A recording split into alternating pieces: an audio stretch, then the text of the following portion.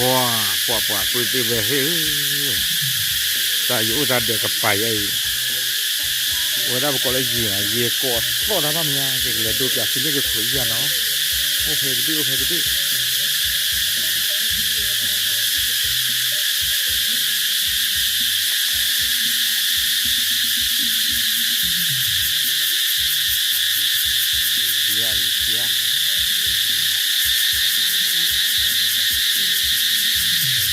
เสียเด็กคนจากที่นี่เนาะว่าแต่ก็นี่ไงโอ้อามากเลยเนี่ยก็ทำอะไรเนี่ยที่หน้าเขาเลยเจ้านะที่ทุ่นล้วนเนี่ยมันกว้างยืดเล่ตอนนั้นก็เลยฟลอรีเฮ้ยเลี้ยงเขาหรอเว้ยนี่ไงเฮ้ยเรื่องนี้เนาะอยู่ที่เนี่ยยาเสพคุยเนี่ยปัวนั่นก็น้าวันละซ้อนเนี่ยแต่น้าหูน้าป่วยเลยป่ะตอนนี้ยังท้ออาดป่ะตอนนี้ดีสิ่งขอดีแต่เลี้ยวว่าแบบไหนมาให้ยาสิบปีดีเนาะดูกันหน้าฟิลาก็ชอบป่ะจะกินน้าไม่ได้ได้เกลือเลยยุ่งเดือดเลยพ่อเพลงเนี่ยมาเลยที่รู้ว่าต่อเนาะว่ามือไปหาพ่อไว้ตาพันยานี่แต่ยะ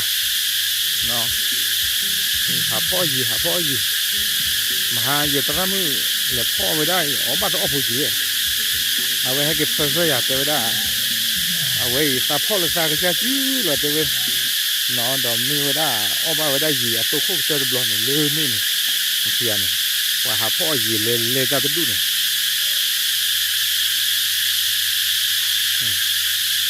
ป้าเดี๋ยวกว่าเนาะ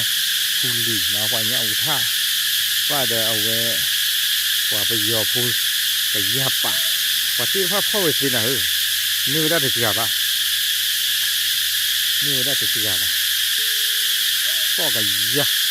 นึกว่าเลยโยสิขี้โยที่เมียสิขี้เนาะอยู่เดลือนี่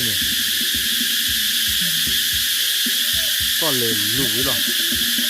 โอ้ได้ที่พกนะที่ตัว